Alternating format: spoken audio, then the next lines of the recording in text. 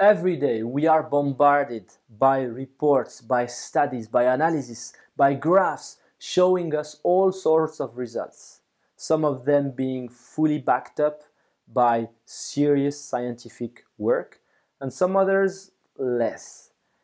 And our job is, without spending too much time, to try and sense which information should be trustworthy and which one should be thrown away directly.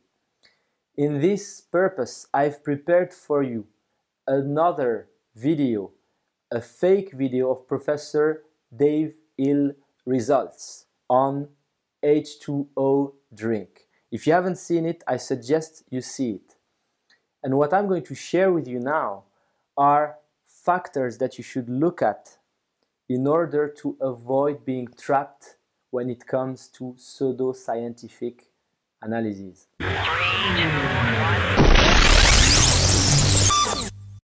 I assume that you have seen already the video, and I'm going to share with you a couple of clusters of topics you should look at or have in mind when it comes to having some sense of critical thinking.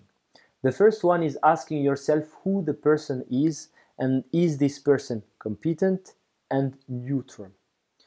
In our case, the person is maybe competent in astrophysics because he's a PhD in this field, but when talking about the effect of a beverage on kids, it may not be the right or the most appropriate, legitimate person.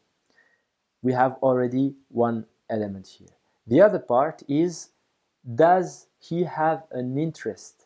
What we see in the first slide that he presents is that this study was sponsored, funded by Fact Corporation, which means that the very same company which is funding the research is selling the product. What does it mean for general critical thinking? How can you apply it beyond this example? When it comes to being competent, in fact, be careful about the influencers, the people who influence you or you're following. Are they legitimate on what they're talking about? If you're a fan of a superstar, a rock star, for example, and this rock star is talking about music industry, you probably can listen to her or to him. But when it comes to something very specific, I don't know if this person should be listened more than any other. You see my point? So be careful about being influenced by people who just are influencers but not necessarily appropriate, legitimate. The second is, do you have an interest? How many studies have you seen by a given company about their service compared to others? If you take the right metrics, it's kind of easy to demonstrate that your services or your products are better than others. You just select which others you're going to compare it to, and then you just take the indicators that are the most appropriate. So basically what we say here is that if the study has a specific interest, I'm not saying you should disregard it, but just look at it with the right critical eyes. The second cluster of topics is the quality of the data. And in this, there are several things you could look at.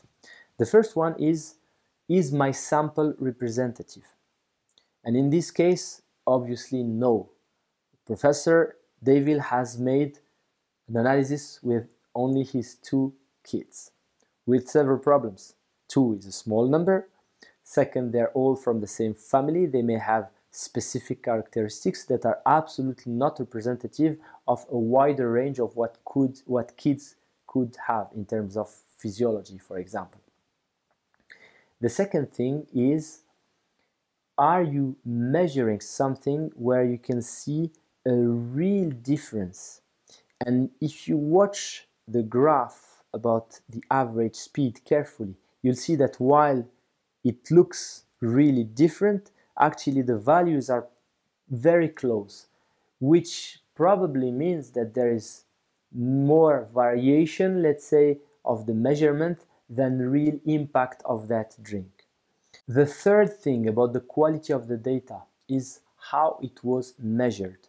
Actually, if you're familiar with Six Sigma, you maybe have heard about define, measure, analyze, improve, and control, DMAIC.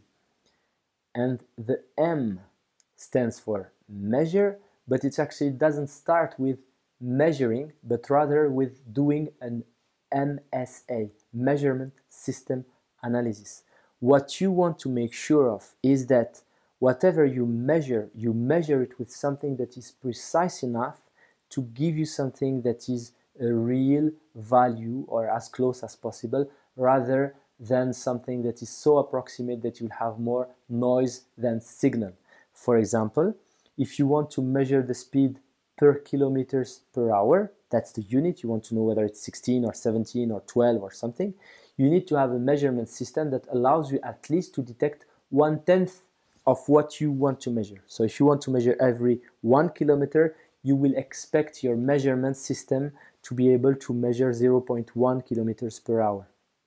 And this is important because if your measurement is not precise enough, you could draw conclusions that could be completely arbitrary just because you were not precise enough. And this is probably the case of Professor Davil, because you may have seen that the speed are very close between the lowest and the without and the with drink, and I am even not sure that his measurement system allows to measure more than 0.01 kilometers per hour.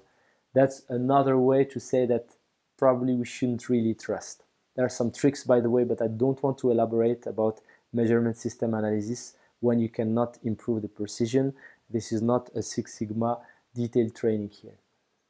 The third topic is about how data is presented, the graphs. And here you can see that in the first graph, you have the impression that there is a big gap, but it all depends on the scale. If you want to show a big gap, you just choose the scale between the min and the max, and you have basically something like this. On the other hand, if you want to show something really flat, because that's, let's say, your interest, just take a scale that is so big that the difference between the two is relatively low versus the overall height of the bars if we're talking about bar charts. The next thing is the x-axis in the second graph. You could have the impression that it's exponential because it's presented as such.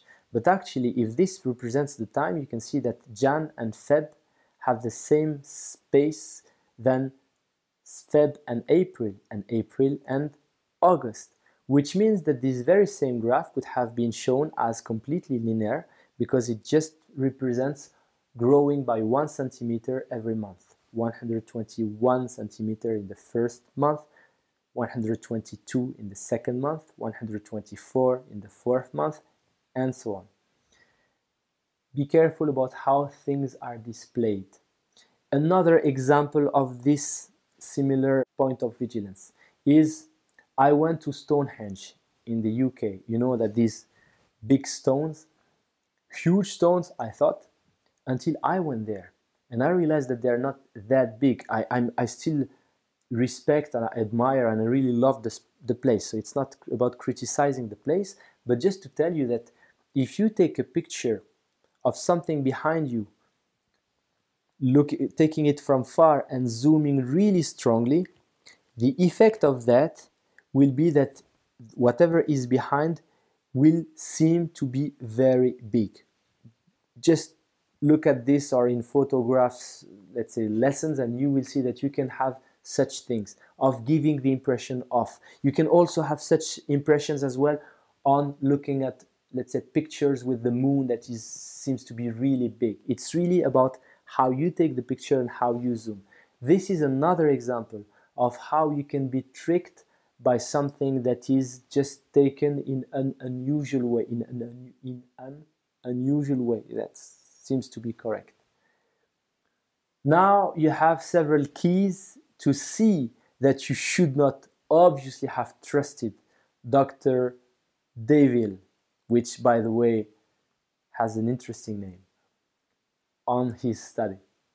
I hope this was valuable for you. If it is the case, share it with others. subscribe if you wish to, like if you wish to, and stay tuned for other videos.